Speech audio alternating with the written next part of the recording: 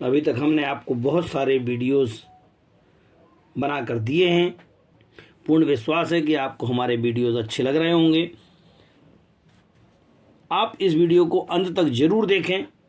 हमें पूर्ण विश्वास है कि आपको यह त्रिभुज चैप्टर से जितना डर लग रहा है वह डर पूरा खत्म हो जाएगा। प्रश्न क्रमांक 8 में आकृति दिखाई गई है यहाँ पर, और DE समानांतर BC है, DE समानांतर BC है। तब वही पिछले प्रश्न जैसा हम थेल्स प्रमेय की सहायता से AD/DB बराबर AE/EC की सहायता से हम AD का मान ज्ञात कर पाएंगे। थेल्स प्रमेय की सहायता से हम बता चुके हैं आपको कि AD/DB बराबर AE/EC होगा। इनके मान रखने पर मान रखा है, इसको हमने चूंकि x मान रखा है तो ये x/7.2, ये ऐसा ऊपर वाला बटे नीचे वाला अर्थात 1.8 और ये 5.4। थोड़ा सा और इनको हल करने का प्रयास करते हैं। इन दोनों का गुणा किया है, कितना आ जाएगा 5.4 इंटू x = 7.2 इंटू 1.8 के। x कितना, ये नंबर नीचे जाएगा। जैसे ही नीचे जाएगा तो 7.2 इंटू में 1.8 अपॉन में 5.4 के। अब इनके दशमलव हटाना शुरू कर देते हैं। एक का दशमलव किसी का हटा लिया, चलिए इसका दशमलव हटाया तो कितना आ जाएगा नीचे 10। अगर नीचे वाले के दशमलव हटाते हैं तो ऊपर कितना आता है 10 आ जाता है। थोड़ा सा और सॉल्व कर लेते हैं। इसका भी दशमलव हटा दिया तो नीचे एक और 10 आ चुका है। हमारे पास नंबर कितना बन गया है, ये हो गया 72, 18, 10, फिर यहाँ पे कितना हो गया 54, 54, 10 और 10 के। एक 10 से एक 10 कैंसिल हो चुका है। 18 के टेबल से हम 18 3 जा 54 होता है। 3 से हमने इसको काट दिया, कितना जाएगा 3 दूनी 6, 3 चौको 12 अर्थात x बराबर कितना आ गया। अगर आपको याद रहे तो 24/10, चूँकि 10 का भाग देंगे तो कितना जाएगा 2.4 सेंटीमीटर के। अतः हम कह पाएंगे कि AD बराबर कितना होगा 2.4 सेंटीमीटर होगा। प्रश्न क्रमांक 9 में ABCD एक समलंब चतुर्भुज है जिसमें AB समानांतर है DC के। अब आप बताना शुरू करेंगे कैसे होगा ये AB और ये समानांतर DC। ऐसे ऐसा कुछ बना लीजिएगा त्रिभुज, समांतर चतुर्भुज बनाना है तो ये हो जाएगा ABCD। अब आप इनको जो है ना काटना शुरू करेंगे। इनके विकर्ण एक दूसरे को कहाँ काट रहे हैं, O पर प्रतिच्छेद कर रहे हैं। तब आपको सिद्ध करना है OA/OB बराबर में OC/OD सिद्ध करना है। रचना करते हैं। रचना करने में हमने इसके समानांतर एक कोई रेखा खींची है, इसका नाम E कर दिया है। OE एक रेखा खींची है किसके समानांतर, DC के समानांतर। चूंकि DC और AB पहले से समांतर है अतः ये OE रेखा इसके और इसके दोनों के समांतर होगी। तब त्रिभुज ADC में पाइथागोरस प्रमेय से, पाइथागोरस प्रमेय क्या कहती है, ये अपॉन में ये बराबर में ये बटे में ये अर्थात AE बटे में ED बराबर कितना हो जाएगा AO बटे में OC और ये समीकरण नंबर 1 हो जाएगा। त्रिभुज ABD में कौन सी प्रमेय से, थेल्स प्रमेय से ही बात करना है।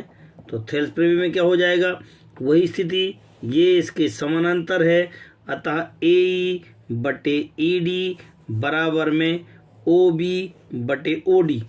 थोड़ा सा इसको विस्तार से लिखना शुरू कर देते हैं, देखते जाते हैं क्या क्या आ रहा है। AE/ED बराबर ये बटे ये बराबर में OB/OD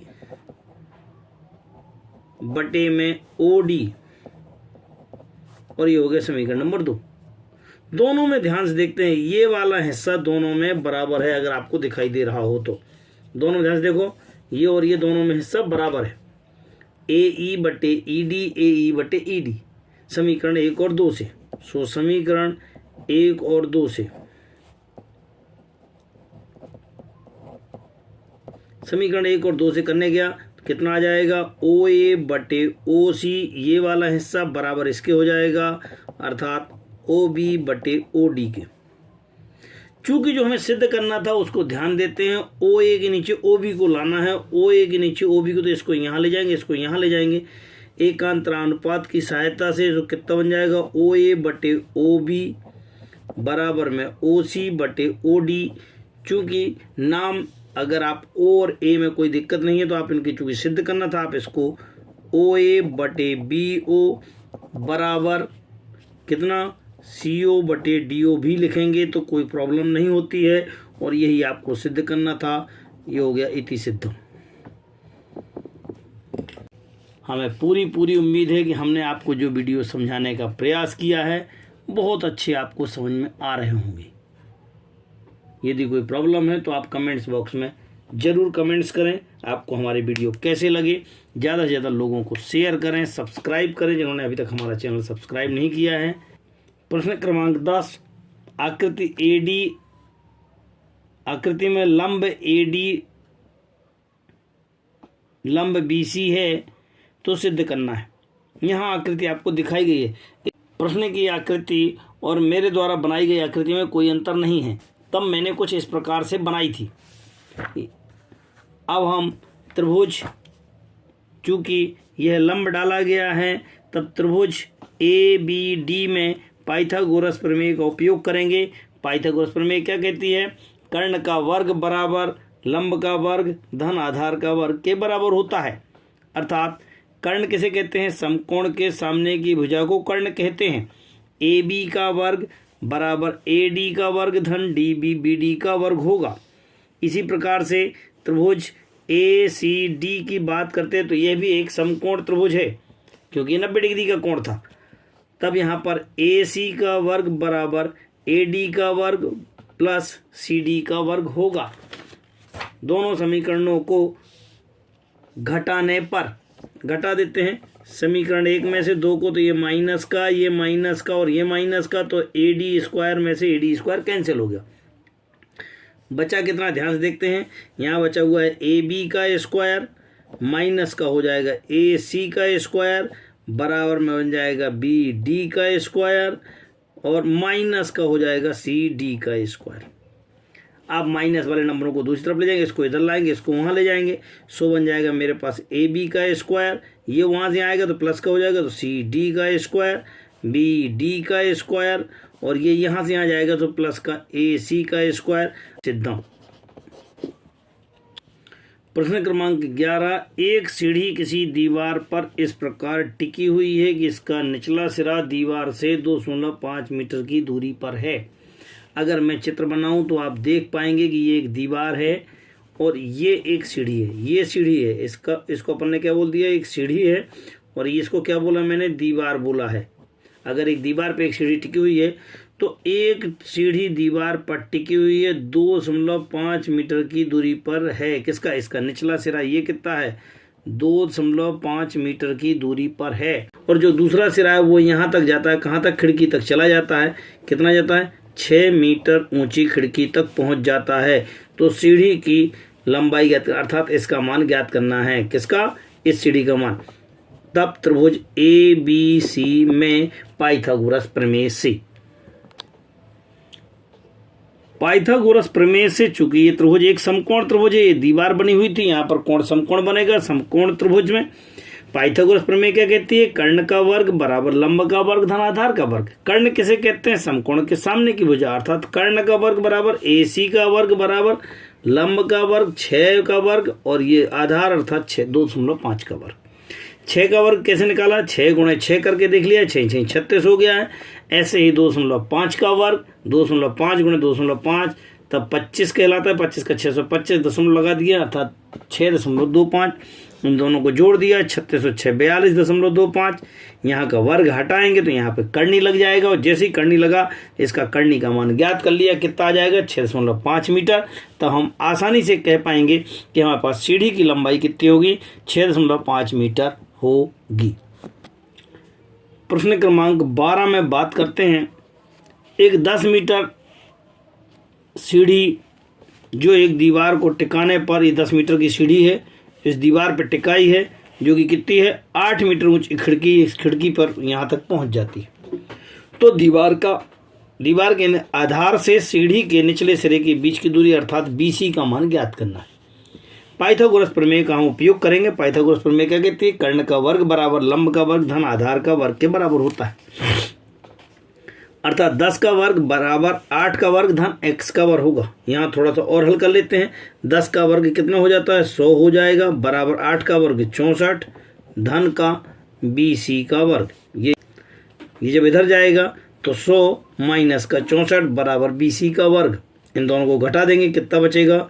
36 बराबर में BC का वर्ग। अब यहाँ से वर्ग घटाएंगे तो यहाँ वर्गमूल लग जाएगा। सो करनी 36 बराबर BC के, या 36 का करनी कितना होता है? 6 बराबर BC के।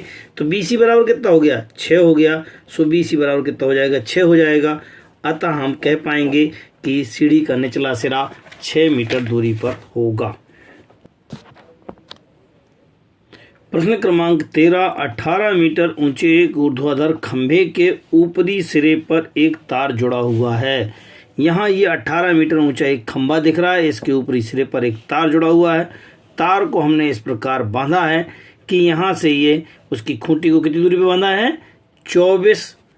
तार की लंबाई जबकि 24 मीटर है, तो हमको क्या निकालना है? उसकी यह बीच की दूरी ज्ञात करनी है कि खूंटी को कितनी दूरी पर गाड़ें कि यह तार पूरा का पूरा तना हुआ रहे, अर्थात समकोण त्रिभुज बनाए। समकोण त्रिभुज ABC में पाइथागोरस प्रमेय से, पाइथागोरस प्रमेय क्या कहती है कि आपके कर्ण का वर्ग बराबर लंब का वर्ग धन आधार के वर्ग के बराबर होता है। अर्थात 18 का वर्ग धन x का वर्ग बराबर 24 के वर्ग के बराबर होगा। 18 का वर्ग कितना होता है? 324 धन का x स्क्वायर बराबर इनका वर्ग कितना हो जाता है? 576। इनको उधर ले जाएंगे, x स्क्वायर बराबर 576 माइनस का 324 और घटा दिया। जैसे ही 252 आएगा, 252 के हम गुणनखंड करेंगे। 2 से भाग दिया, 2 एकम 2, 2 दूनी 4, 2 छंग 12, फिर 2 से भाग दिया, 2 छंग 12 और 2 तिया 6, फिर 3 से भाग दिया, 3 दूनी 6, 3 एकम 3, फिर 3 से भाग दिया 7 बार, 7 से भाग दिया 1 बार। यहाँ गुणनखंड कर लिए हैं, 2 गुणे 2 गुणे 3 गुणे 3 गुणे 7। जैसे हम यहाँ का स्क्वायर हटाएंगे, आपके पास यहाँ पे क्या लग जाएगा? करनी लग जाएगा। तब x बराबर, एक तो जोड़ा ये बना है, एक ये बना है, 2 बन गया है, 3 बन गया है और करनी के अंदर 7 रह जाएगा।